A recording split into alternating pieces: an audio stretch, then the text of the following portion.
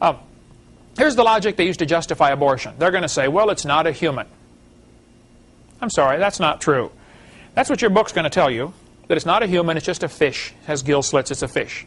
That was proven wrong in 1874. It's not true, okay? It is a human the instant it's conceived. So that's not good logic to have an abortion. They're going to say, well, it's not viable. That viable means it can live on its own. And they're going to say it's not viable, so it can't live on its own. Well, you're not viable either, stark naked on the North Pole, you know. How long would you live on your own, stark naked on the North Pole? Not too long, right? Just because it's not viable doesn't mean we have the right to kill it. I know kids that are 25 years old that still come home and borrow money from Dad. Does that mean we have the right to kill them? Hey, Dad, can I borrow some money? You ought to be able to live on your own by now, son. Justifiable homicide. I mean, think about this logic. They're going to say, well, the child may be unwanted.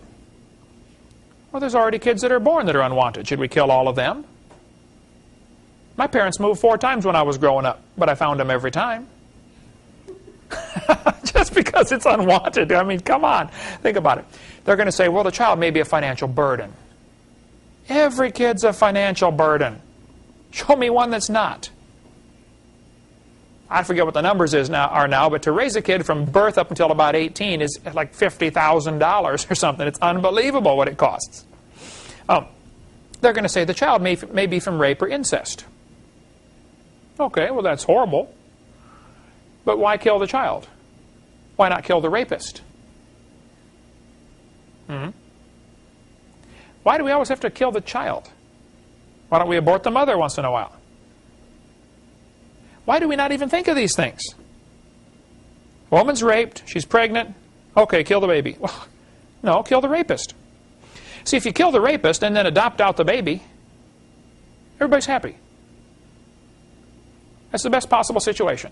If you kill the baby, then the mother, the rest of her life, is going to mourn. There's going to be something in her heart, something in her conscience bothering her. She killed her baby. Now, many good people have had abortions, and they love God, and it's not the unpardonable sin. And I don't want to make you feel, you know, like God can't use you. He can use you. Half the Bible is written by murderers. Moses was a murderer. God used him. King David was an adulterer and a murderer. God used him in a great way.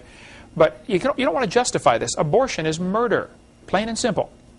I was talking in this part of my seminar in a church one time, and this medical doctor was there in the crowd, and he got kind of upset. He said, Mr. Hovind, suppose a woman is raped and gets pregnant. Should she be required to carry that baby?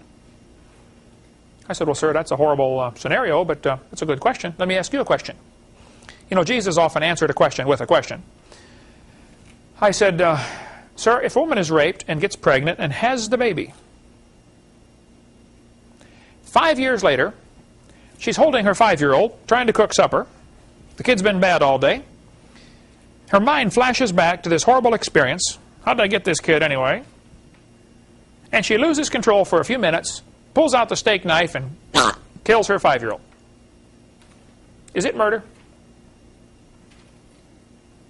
Of course, right? Okay, what if she would have killed it 5 months after it was born? Would that have been murder? I said to the doctor, I said, what if she would have killed it 5 minutes after it was born? Would that be murder? He got real quiet. He could see where I was going. I said, what if she killed it 5 minutes before it was born? Would that be murder? Yep. Rape's horrible. The rapist ought to be executed, not the child. We're killing the wrong one. Okay, we got it all scrambled up.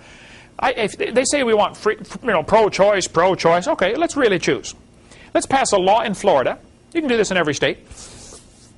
If a woman goes to have an abortion, the nurse will have a jar full of marbles. We're going to have a lottery. This will be fair, okay? We're going to put one marble in there that says baby, one that says mother, and one that says father. We will pick a marble to see who dies. Let's put one more in there for doctor, and another one for governor, and put several in there for president, okay? How many abortions would we have then? 0.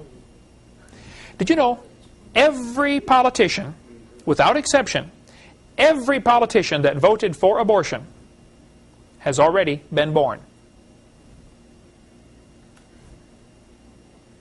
Think about that. Every politician has already been born. Let's let the unborn children vote. What do you think? What do you think they'll say about abortion? They're going to say, well, abortion's legal. That doesn't mean it's right. Just because something is legal illegal in man's eyes doesn't mean it's legal and right in God's eyes.